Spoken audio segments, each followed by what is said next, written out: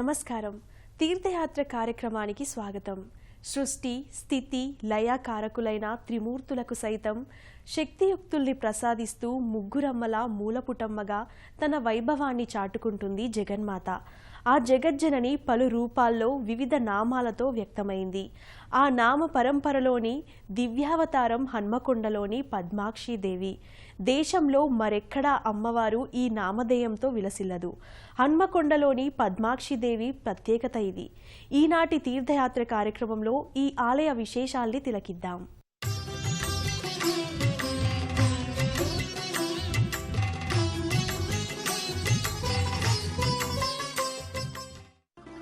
హన్మకొండ పట్టణ ప్రాంతంలో ఓ సమున్నత గిరి శిఖరంపై పద్మాక్షీదేవి కొలువుదీరి ఉంది. ప్రధాన మార్గం పక్కనే కొండపైకి చేరుకోవడానికి మెట్ల మార్గం ఉంది.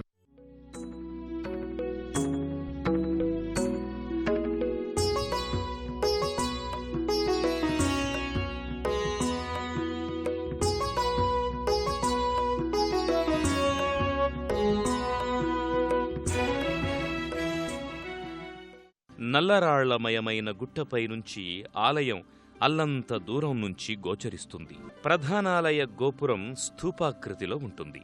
మెట్ల వరుసల వలె గోపురం అంచెలంచెలుగా ఉంటుంది. గోపురం పైన కలశం, త్రిశూలం భాసిల్లుతుంటాయి. ఈ కొండపైనుంచి హన్మకొండ, వరంగల్, కాజీపేట పట్టణాలు సుదూరంగా కనిపిస్తుంటాయి. భక్తులను రంజింపజేసే ఆహ్లాదభరిత వాతావరణం గుట్టపై నెలకొని ఉంటుంది. గాలుల సందళ్లు, మేఘాల ఊసులు, పక్షుల కిలకిలారావాలతో ఆలయ ప్రాంగణం శోభిల్లుతుంటుంది. శిఖరం పైన ఉన్న మైదానంలో పెద్ద గుహ ఉంది. ఈ గుహే ఆలయంగా కాకతీయుల కాలం నుంచి విరాజిల్లుతోంది. పద్మాక్షమ్మ గుట్టపైన మరో విశిష్టత ఉంది. ఒకప్పుడు ఈ ప్రాంతం జైన మతస్థులకు ప్రధాన కేంద్రంగా ఉండేది. అందుకే కొండలపై జైన తీర్థంకరుల మూర్తులు ఇక్కడ సర్వే సర్వత్రా గోచరిస్తాయి.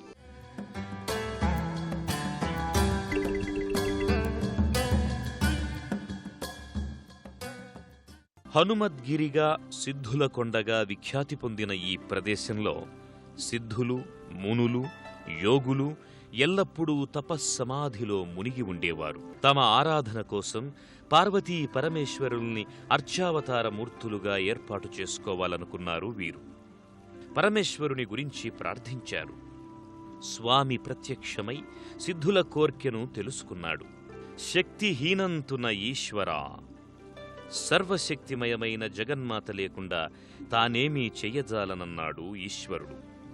దాంతో మునులు అమ్మవారిని ప్రార్థిస్తారు. సుప్రసన్నమైన జగన్మాత తనని ప్రధాన దైవంగా పూజించాలని, తాను గుట్టపైన వ్యక్తమవుతానని, గుట్ట కింద భాగంలో పరమేశ్వరుడు సిద్ధేశ్వరుడిగా అవతరిస్తాడని చెబుతుంది. ఆ విధంగా సిద్ధేశ్వరిగా పద్మపత్రాయ నేత్రి పద్మాక్షి, జగదానంద స్వరూపుడు సిద్ధేశ్వరుడు ఒకే గుట్టపై అర్చావతార మూర్తులుగా వెలిశారు.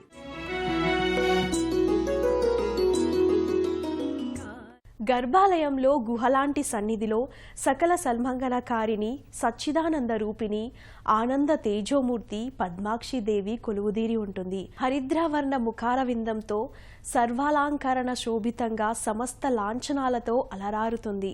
పద్మాక్షి దివ్య స్వరూపాన్ని వీక్షించి భక్తులు పులకితులవుతారు. కొండ రాతి గుహలో పద్మాసన స్థితై పద్మాక్షీదేవి విరాజిల్లుతోన్నది. భక్తులు నేరుగా గర్భాలయంలోకి చేరుకొని ప్రత్యక్షంగా పూజల్ని నిర్వహించుకోవచ్చు.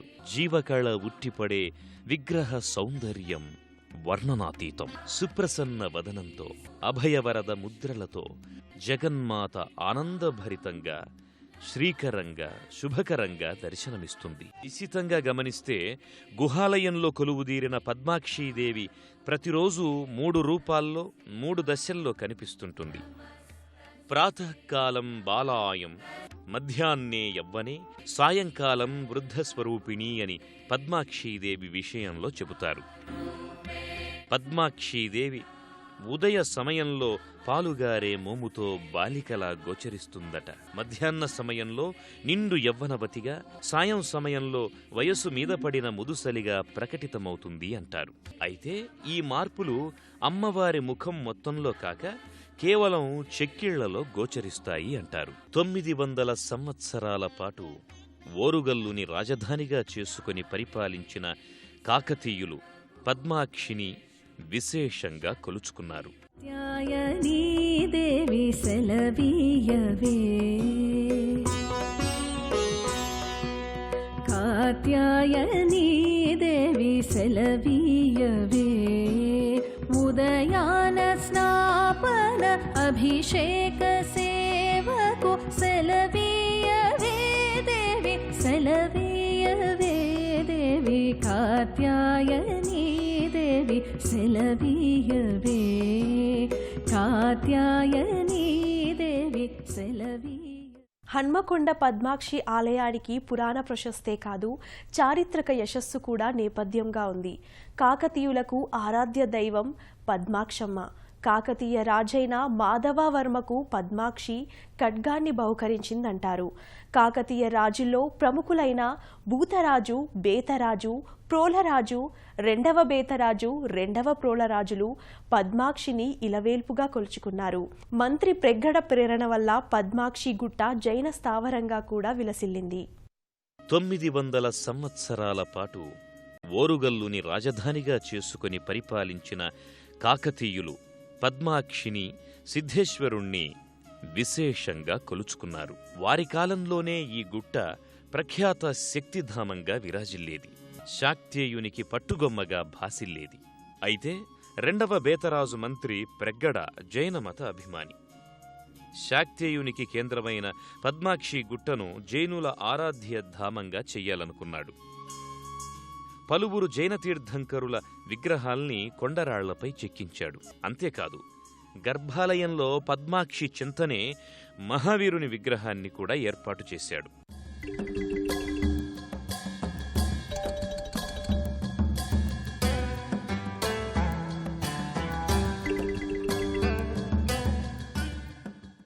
ఆలయంలో కుబేరుని మూర్తిని కూడా ప్రతిష్ఠించారు.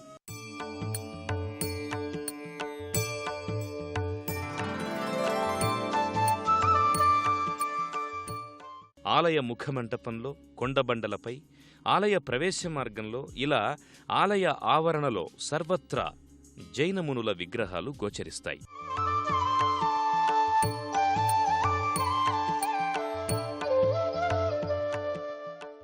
తదనంతర కాలంలో శైవమత ప్రాబల్యం వల్ల పద్మాక్షి గుట్టపై క్రమేపీ జైనమతం సన్నగిల్లింది అనేది చరిత్ర చెబుతోన్న సత్యం. ఓ గుహలో 2 లింగాకృతులు, నందీశ్వరునితో పాటు పాదుకలు ఉంటాయి. ఇదే గోడలపై ధ్యానముద్రాంకితులైన మునుల ప్రతిమలు గోచరమవుతాయి. పద్మాక్షి అమ్మవారు కొలువుదీరిన గుట్ట క్రింద లక్ష్మీ నరసింహస్వామి దేవాలయముంది. ఈ స్వామిని భక్తులు క్షేత్ర పాలకుడిగా ఆరాధిస్తారు.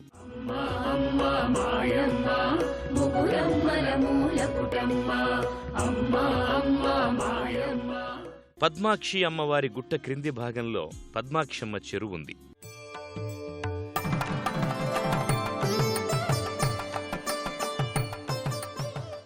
వరంగల్, హన్మకొండ, కాజీపేట ప్రాంతాలకు చెందిన మహిళా భక్తులు దేవీ శరన్నవరాత్రుల సమయంలో ఈ చెరువు దగ్గర బతుకమ్మను పూజిస్తారు. పంచాక్షి దేవతల్ని ఆరాధిస్తే పంచమహాపాతకాలన్నీ పటాపంచలవుతాయి, పంచభూతాల శుభాశిస్సులు చేకూరుతాయి అని దేవీ భాగవతం వెల్లడిస్తోంది. పంచాక్షి దేవతలంటే కంచి కామాక్షి, మధుర మీనాక్షి, కాశీ విశాలాక్షి, అంపి విరూపాక్షి, హన్మకొండ పద్మాక్షి. ఈ పంచాక్షులకు ఆయా 5 ప్రదేశాల్లో తప్ప ఆ నామధేయంతో మరెక్కడా ఆలయాలుండవు.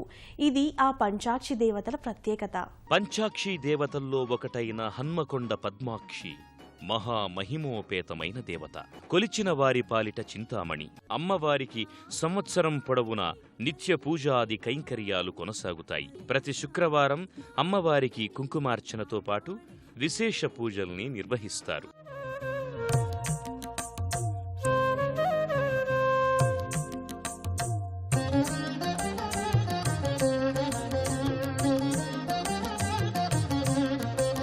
శీతాద్రి శిఖరాన పగడాలు తాపించు మా తల్లిలత్తుకకు నీరాజనం, కెంపైన నీరాజనం, భక్తి పెంపైన నీరాజనం.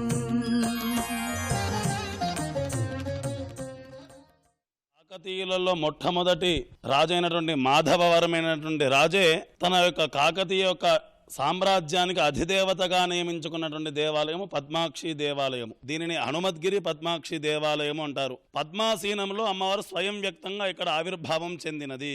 జైనులు కూడా ఇక్కడ అమ్మవారిని పద్మావతి అనేటువంటి నామముతోటి ఆరాధించేవారు అని కూడా మనకు చరిత్ర చెబుతున్నది.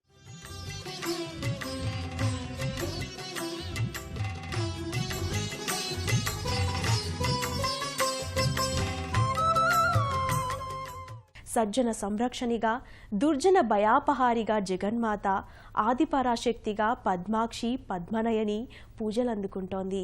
ఆ జగజ్జనని దర్శనం సర్వశుభప్రదం, సచ్చిదానంద కారకం. మరో తీర్థయాత్ర కార్యక్రమంలో మరో దివ్యక్షేత్ర సందర్శనంతో కలుసుకుందాం.